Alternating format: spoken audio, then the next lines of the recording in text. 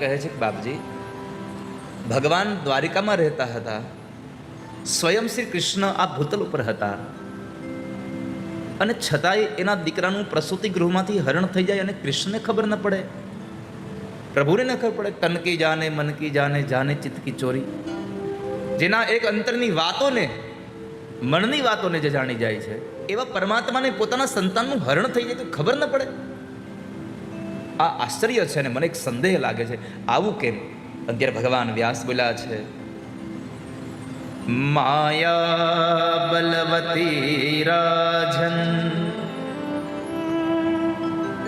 નરાણામ બુદ્ધિમોહિની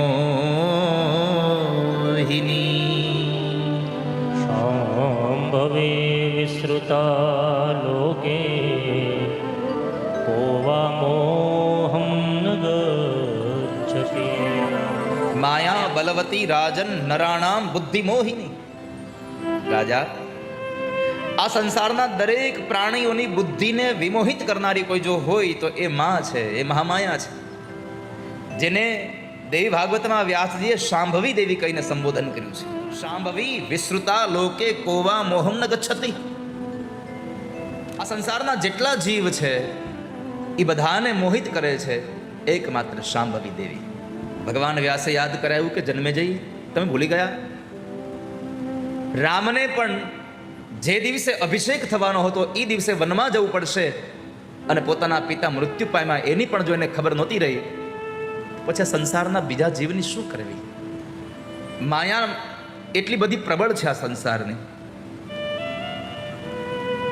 કે એને એ શાંભવી દેવી બધા લોકોને એવા ચક્રાવે ચડાવી દે, શું સત્ય શું અસત્ય એનું ભાન ન રહેવા દે, એટલી માયા રચી. ભગવાન જેવા ભગવાન પણ જો માયામાં લપેટાઈ જતા હોય, સત્યભામા, સત્રાજીતની દીકરી સત્યભામા, એમણે ભગવાનને કહ્યું ગમે તેમ કરો, મને આ કલ્પવૃક્ષ જોઈએ અહીંયા.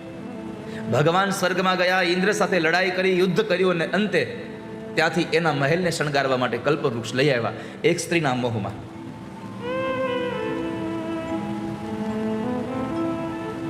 એક સ્ત્રીના મોહની અંદરથી માણસ છૂટી ન શકતો હોય તો આ તો 16,108 એને જકડી રાખે, કેમ છૂટી શકે? આ પ્રભુની, આ જગદંબાની માયા છે.